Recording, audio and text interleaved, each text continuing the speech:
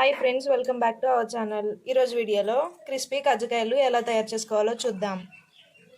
ఇక్కడ నేనైతే 1/2 kg మైదా పిండికి 3 కొబ్బరికాయలను అయితే తీసుకున్నాను. పెద్ద కొబ్బరికాయలు, చిన్న సైజ్ అయితే 4 తీసుకోండి. చూసారు కదా, ఇలా చిన్నగా కట్ చేసుకున్నాను. ఇలా కొంచెం కొంచెం అయితే వేసుకొని మిక్సీ ఆడుకుంటున్నాను.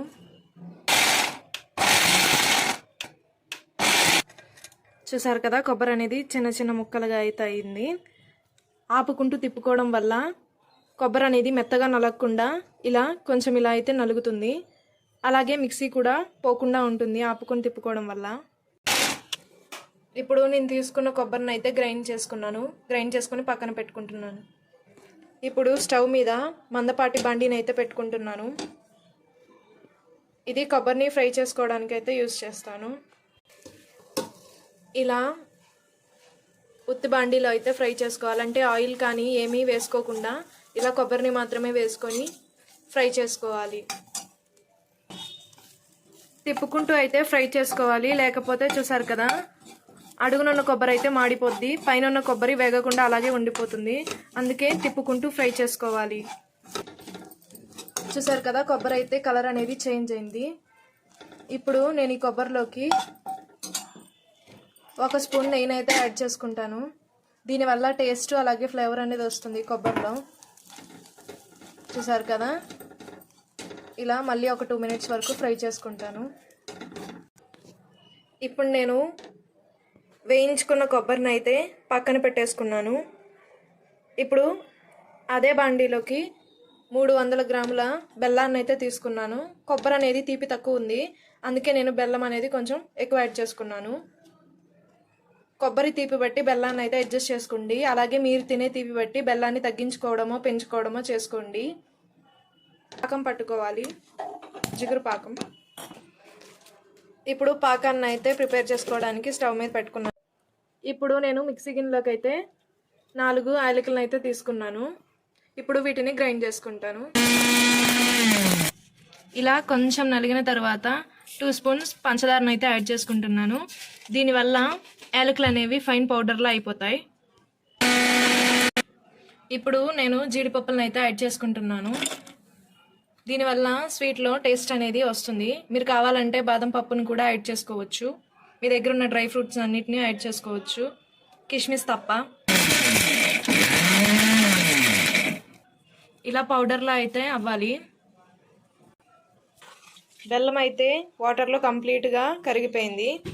ఇప్పుడు ఈ బెల్లం వాటర్ని అయితే వడకట్టుకోవాలి, ఏమైనా డస్ట్ ఉంటే పోతుంది. చూసారు కదా, ఇలా పాకాన్ని అయితే వడకట్టుకోవాలి.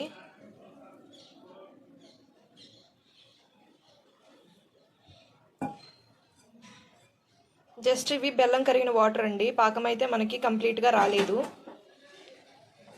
ఇప్పుడు మళ్ళీ అదే బాండీని కడుక్కొని ఈ వాటర్ని అయితే యాడ్ చేసుకుంటున్నాను. ఇప్పుడు జిగురు పాకం వచ్చే వరకు ఉడికించుకోవాలి. ఇప్పుడు బెల్లం వాటర్ని అయితే ఉడికించుకుంటున్నాను. చూసారు కదా, బెల్లం వాటర్ అయితే ఎలా ఉడుకుతున్నాయో.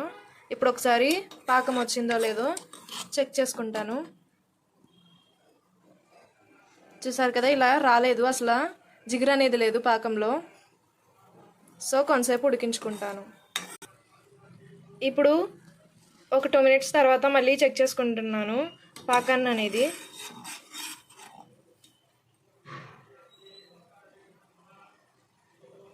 చూసారు కదా, అంటుకుంటుంది. అలా అంటుకుంటే సరిపోతుందండి. మనకి గులాబ్ జామ్కి ఎలా పాకం అయితే పెట్టుకుంటామో ఆ పాకం అయితే సరిపోతుంది కజ్జికాయలకి కూడా. ఇప్పుడు దీంట్లోకి ముందుగా వేపుకున్నాం కదా ఆ కొబ్బరిని అయితే యాడ్ చేసుకుంటున్నాను.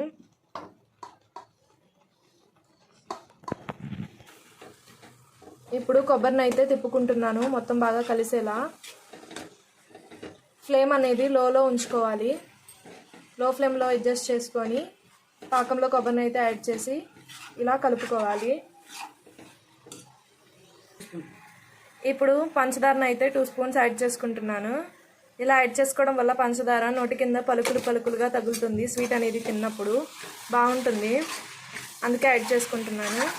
ఇప్పుడు ఇలా బాగా కలుపుకొని పొయ్యి అయితే ఆపి పక్కన పెట్టేసుకోవాలి. ఇప్పుడు ముందుగా పౌడర్ చేసుకున్న ఆ యాలకులు అలాగే జీడిపప్పు పౌడర్ని అయితే యాడ్ చేసుకొని కలుపుకుంటున్నాను. మీరు కావాలంటే జీడిపప్పుని చిన్న చిన్న పలుకులుగా కట్ చేసుకొని అయినా యాడ్ చేసుకోవచ్చు, తినేటప్పుడు బాగుంటుంది. కానీ నేను అలా యాడ్ చేసుకోవట్లేదు, డైరెక్ట్ పౌడర్ అయితే యాడ్ చేశాను. ఇప్పుడు దీనిని పక్కన పెట్టేసుకోవాలి. దీన్ని చల్లారే వరకు పక్కన పెట్టేసుకోవాలి. ఇప్పుడు పెద్ద గిన్నెలోకి అయితే మైదాని జల్లించుకుంటున్నాను. పురుగులు ఏమైనా ఉన్నా సరే ఇలా జల్లించుకోవడం వల్ల పోతాయి.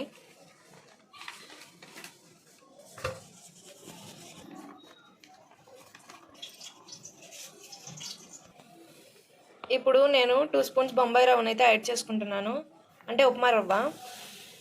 మీరు కేజీ మైదా పిండిని తీసుకుంటే 50 గ్రాముల రవ్వను అయితే యాడ్ చేసుకోవాలి. ఇప్పుడు ఒక బాండీలోకి నేనైతే 50 గ్రాముల డాల్డాని కరిగించుకున్నాను. అర కేజీ తీసుకున్నాను కాబట్టి 50 గ్రాములు వేసుకున్నాను. అదే కేజీ అయితే 100 గ్రాములు వేసుకోవాలి. తర్వాత నేను 2 స్పూన్స్ నెయ్యిని కూడా యాడ్ చేసుకుంటున్నాను దాంట్లోనే. ఇప్పుడు ఆ మైదాలో అయితే సాల్ట్ అనేది వేసుకుంటున్నాను. సాల్ట్ వేసుకోవడం వల్ల స్వీట్లో టేస్ట్ వస్తుంది. ఇప్పుడు అన్నీ కలిసేలా కలుపుకుంటున్నాను. ఇప్పుడు నేను ముందుగా వేడి చేసుకున్న డాల్డాని నెయ్యిని కూడా యాడ్ చేసుకుంటున్నాను. ఇది కొంచెం వేడిగా ఉంటుంది కాబట్టి ఒక 2 మినిట్స్ వరకు స్పూన్తో అయితే కలుపుకోండి, చెయ్యి యూజ్ చేయకుండా. తర్వాత చెయ్యి అనేది యూజ్ చేయొచ్చు. చూసారు కదా, వేడిగా ఉంటుంది కాబట్టి స్పూన్తో కలుపుకోండి ఫస్ట్.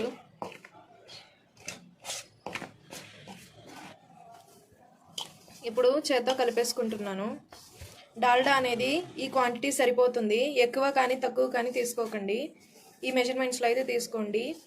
డాల్డా వేసుకోవడం వల్ల పప్పలు అనేవి గుల్లొస్తాయి, కజ్జికాయలు గుల్లగా ఉంటాయి. ఉప్మా రవ్వ వేసుకోవడం వల్ల క్రిస్పీనెస్ వస్తుంది, అందుకే అది యాడ్ చేసుకున్నాను. ఇప్పుడు ఉండలు లేకుండా చక్కగా కలుపుకోవాలి పిండిని. ఇప్పుడు ఇలా బాగా కలుపుకున్నా కదా, పిండి అనేది ఇలా ఉండలా వస్తే నెయ్యి డాల్డా సరిగ్గా సరిపోయినట్టు. లేదు కొంచెం పొడి పొడిగా ఉంది అంటే నెయ్యిని అయితే యాడ్ చేసుకోండి. డాల్డా అయితే ఈ క్వాంటిటీ సరిపోతుంది, ఎక్కువ యాడ్ చేయకూడదు. ఒక చిన్న గిన్నెలోకి అయితే వాటర్ని తీసుకొని గోరువెచ్చగా కాచుకోండి. పిండి కలపడానికి వేడి నీళ్ళు వాడతాం కదా, దానికోసం నేను కాచుకుంటున్నాను. దీంట్లో సగం పిండినైతే నేను ఇలా గిన్నెలోకి అదిమి పెట్టుకున్నాను. ఇలా పెట్టుకోవడం వల్ల పిండి అనేది పొడారిపోకుండా ఉంటుంది, అలాగే డాల్డా గెడ్డలు కట్టుకోకుండా ఉంటుంది. ఇప్పుడు నేను 2 బ్యాచ్ల కింద అయితే కలుపుకుంటున్నాను. ఇప్పుడు ఫస్ట్ దీన్ని ముద్దలా చేసేసుకుంటాను. ఆ గోరువెచ్చని వాటర్ని యాడ్ చేసుకుంటున్నాను. కొంచెం కొంచెం యాడ్ చేసుకుంటూ కలుపుకోవాలి, ఒకేసారి వాటర్ని అనేది యాడ్ చేసుకోకూడదు. ఇలా పిండిని అయితే బాగా కలుపుకోవాలి. చూసారు కదా ఎలా ముద్దలా అయితే రెడీ అయిందో. పిండిని ఇలా రెడీ చేసుకుంటే సరిపోతుంది. చూసారు కదా, ఇలా అంటే వేలికి ఏమీ పిండి అంటుకోకూడదు. ఇలా అయితే పర్ఫెక్ట్గా వచ్చినట్టు. ఇప్పుడు మళ్ళీ ఒక 2-3 మినిట్స్ వరకు ఇలా కలుపుకోవాలి. ఇప్పుడు కజ్జికాయల్ని అంటించుకోవడానికి అయితే మైదా పిండిలో వాటర్ని వేసి కలుపుకుంటున్నాను. ఇలా వాటర్ని వేసి కలుపుకుంటాను. కావాలంటే వాటర్ని కూడా యాడ్ చేసుకోవచ్చు, కానీ మైదా యాడ్ చేసుకోవడం వల్ల గట్టిగా అతుక్కుపోతాయి.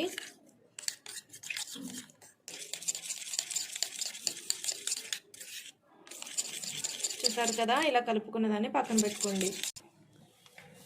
ఇలా చిన్న చిన్న ముద్దలు అయితే తీసుకొని మనం చపాతీకి ఎలా అయితే గోధుమ పిండి అంటించుకొని చేసుకుంటామో అలాగే మైదా పిండిని అనేది చల్లుకుంటూ చేసుకోవాలి.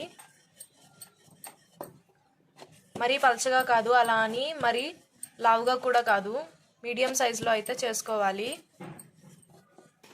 ఇప్పుడు మనం కజ్జికాయలు చేసుకోవడానికి కజ్జికాయల మౌల్డర్కి అయితే ఇలా మైదా పిండిని అయితే రాసుకోవాలి. దానివల్ల కజ్జికాయలు అనేవి అతుక్కోకుండా ఉంటాయి. చూసారు కదా, ముందుగా చేసుకున్న రౌండ్ అయితే ఇలా వేసుకొని ఇప్పుడు మనం ప్రిపేర్ చేసుకున్న ఆ మైదా సొల్యూషన్ అనేది ఇలా ఎడ్జెస్కి అంటించుకోవాలి.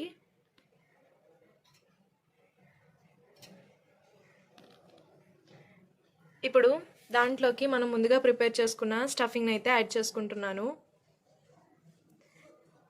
మీరు కజ్జికాయల పీట సైజ్ ఎలా ఉందో దాన్ని బట్టి ఎంత స్టఫింగ్ పడిద్దో చూసుకొని యాడ్ చేసుకోవాలి. ఇప్పుడు ఆ ఎడ్జెస్ని రిమూవ్ చేసుకుంటున్నాను.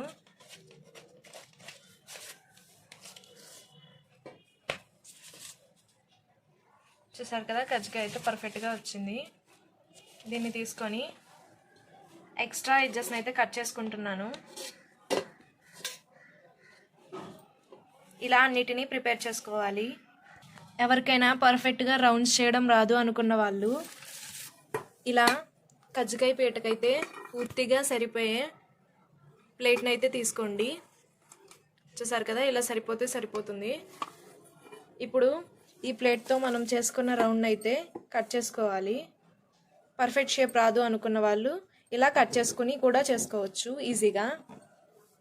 ఇప్పుడు ఎక్స్ట్రా ఎడ్జెస్ని రిమూవ్ చేసేసుకోవాలి. ఇప్పుడు నేనైతే అన్ని కజ్జికాయలని రెడీ చేసుకున్నాను. ఇది సగం పిండి కలుపుకున్నాను కదా, ఇంకొక సగం పిండి అదుం పెట్టుకున్నది అలాగే ఉంది.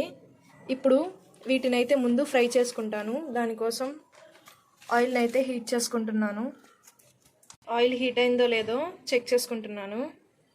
ఆయిల్ అయితే హీట్ అయిపోయింది. ఇప్పుడు ముందుగా ప్రిపేర్ చేసుకున్న కజ్జికాయలను అయితే యాడ్ చేసుకుంటున్నాను. ఫ్లేమ్ అనేది మీడియంలోకి అడ్జస్ట్ చేసేసుకోండి, ఆయిల్ హీట్ అయిపోయింది కాబట్టి. వేసుకున్నాక 1 మినిట్ వరకు ఫ్రై అయిన తర్వాత మాత్రమే కజ్జికాయలు అనేవి తిప్పుకోవాలి. చూసారు కదా, కొంచెం ఫ్రై అయ్యాయి, అందుకే నేను తిప్పుకుంటున్నాను. కలర్ అయితే కొంచెం చేంజ్ అయ్యాయి. ఇప్పుడు నేను వీటిని బయటికి తీసేసుకుంటున్నాను. మళ్ళీ ఇంకొకసారి ఫ్రై చేసుకుంటాను. ఇప్పుడైతే బయటికి తీసేసుకుంటున్నాను. ఇంకా అయితే మళ్ళీ వేయించుకుంటున్నాను. ఇందాక కొంచెం వేయించుకున్నవి పక్కకైతే తీసేసుకున్నాను. ఇప్పుడు ఇంకొక వాయి అయితే వేసుకుంటున్నాను కజ్జికాయల్ని. ఇప్పుడు ఇవి కూడా పక్కకు తీసేసుకుంటున్నాను. ఇందాక వేసుకున్నాను కదా, అవి కూడా కొంచెం ఫ్రై అయితే సరిపోతుంది. చూడండి ఇలా. ఇవి మళ్ళీ నేను ఫ్రై చేసుకుంటాను. ఇప్పుడు నేను ముందుగా ఫ్రై చేసుకొని కొంచెం తీసేసుకున్నాను కదా, అవి మళ్ళీ ఇప్పుడు రీఫ్రై చేసుకుంటాను. ఇలా చేసుకోవడం వల్ల అవి ఆయిల్ లాగకుండా ఉంటాయి, అలాగే క్రిస్పీగా అయితే వస్తాయి, ఈవెన్గా ఫ్రై అవుతాయి. గారెలైనా సరే, బోండాలైనా సరే, ఏమైనా డీప్ ఫ్రై చేసుకునేవి ఇలా 2 టైమ్స్ ఫ్రై చేసుకుంటే ఈవెన్గా ఫ్రై అవుతాయి, టేస్ట్ బాగుంటుంది, అలాగే క్రిస్పీగా కూడా వస్తాయి. ఆయిల్లో బబుల్స్ అనేవి ఆగిపోయినాయి చూడండి. ఇలా బబుల్స్ ఆగిపోతే ఫ్రై అయిపోయినట్టు. అలాగే కలర్ కూడా గోల్డెన్ బ్రౌన్లో వచ్చేసింది. ఈ కలర్లో తీసేసుకుంటే సరిపోతుంది. బయటకు వచ్చిన తర్వాత ఇంకా కొంచెం కలర్ అయితే వస్తాయి. ఎక్కువగా మాడిపోయి కలర్లో తీసుకున్నా అంత టేస్ట్ అనిపించవు, కొంచెం చేదొచ్చినట్టు ఉంటాయి. ఇలా తీసేసుకోవాలి. ఇలా నేను అన్నీ అయితే ఫ్రై చేసేసుకున్నాను. ఇప్పుడు నేను ఒక సగాన్ని అయితే అది పెట్టుంచుకున్నాను కదా సగం పిండిని, ఇప్పుడు దాన్ని కూడా కలిపేసుకుందాం.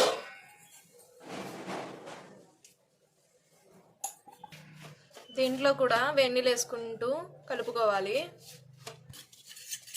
మీ దగ్గర కజ్జికాయలు ఒత్తుకునేది లేకపోతే ఇలా కూడా చేసుకోవచ్చు. ఇలా ఫస్ట్ మనం ముందుగా ప్రిపేర్ చేసుకున్న దాన్ని అయితే పెట్టేసుకుంటున్నాను ఎడ్జెస్కి. ఇప్పుడు స్టఫింగ్ అయితే యాడ్ చేసుకుంటాను.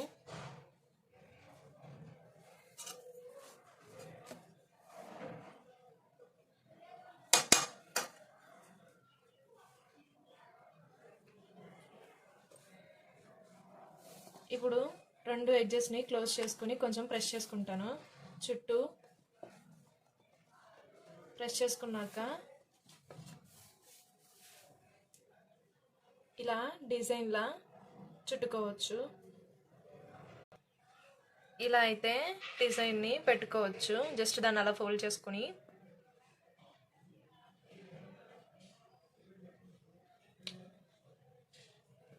చూసారు కదా ఆ డిజైన్ అయితే ఎలా ప్రిపేర్ అయిందో. ఇలా డిజైన్ చేసుకోవడం రాదు అనుకున్న వాళ్ళు ఏం చేయాలో కూడా చూపిస్తాను. మళ్ళీ పిండిని అయితే అప్లై చేసుకుంటున్నాను, తడిపిండి. ఆ సొల్యూషన్ అప్లై చేసుకున్నాక ఇప్పుడు మళ్ళీ స్టఫింగ్ని యాడ్ చేసుకుంటున్నాను.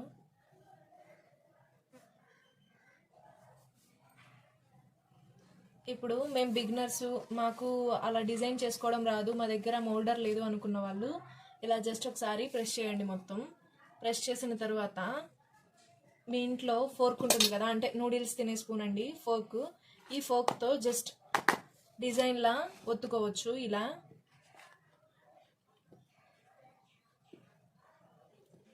ఇలా చేసుకోవచ్చు ఈజీగా. ఇప్పుడు ఆ కలుపుకున్న పిండిని కూడా ఇలా ఒత్తేసుకున్నాను. ఇప్పుడు వీటిని డీప్ ఫ్రై చేసుకుంటాను. ఇలా అన్నిటినీ ఫ్రై అయితే చేసుకున్నాను. చూడండి ఎంత క్రిస్పీగా అయితే వచ్చిందో. చూసారు కదా. Thanks for watching. Please to subscribe.